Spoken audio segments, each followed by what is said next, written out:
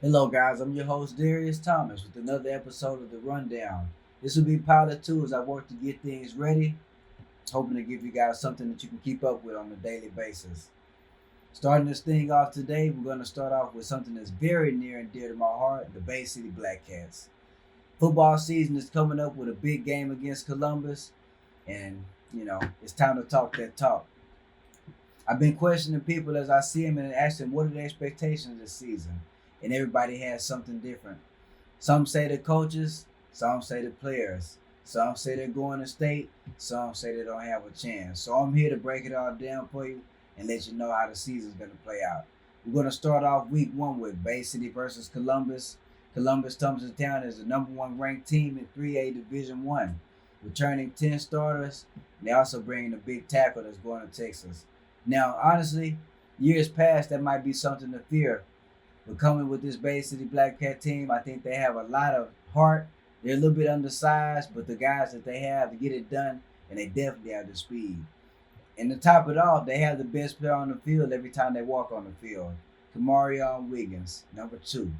He gets it done throwing and don't get it started with his legs. The kid, honestly, I feel is going to run for over 1,000 yards this year. Him also with Aiden in the backfield, number 4.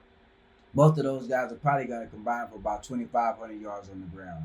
And let me tell you something, if they do that, the Black Cats can go as far as they want. Personally, I feel that they should lean on the running game heavy, stick to big throws and big plays with Stinson as they work to develop the rest of the young core receiver in. And then defensively, I think they play sound football. They're bringing back a lot of key players, Mr. Fullwood, and then they also have the coach's son Jones in the back.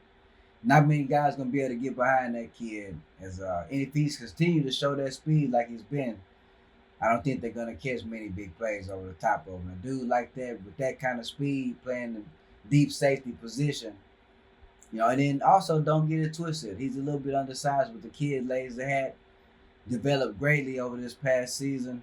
He didn't start off as the best tackler, but I honestly think he probably was the best tackler on the team outside of Copeland. And they're gonna lose some guys, but they have enough to get it done.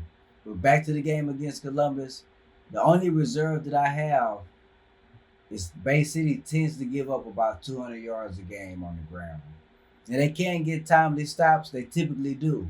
But it's tough to consistently win when you're giving up that kind of yardage. So if they can bring that down 175, 150, they have some studs up front as well. I think the sky's the limit. I was asking people what are their expectations. I think personally it depends on how far you feel they will go. But for me, I do think they get the win in week one. Do they go undefeated? Probably not. I do think that they have some areas of weakness, and I honestly don't think that they're disciplined enough to go 10-0. It's tough to do. The best team we had in 20 years, they went 9-1. Went to the fourth round, and that was a great accomplishment compared to where we've been lately.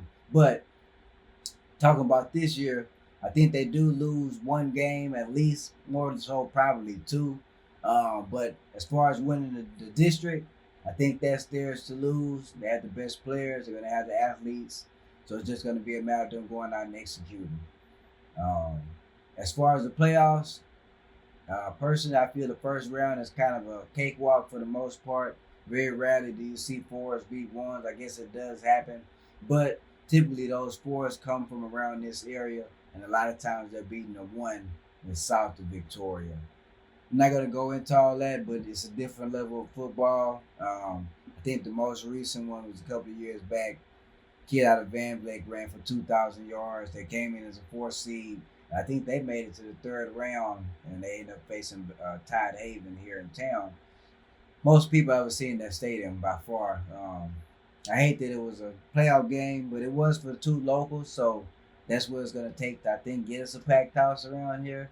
Unless you get like, if we do succeed to go like winning state, then I do think if you get a big matchup, you will see the stands get filled like that.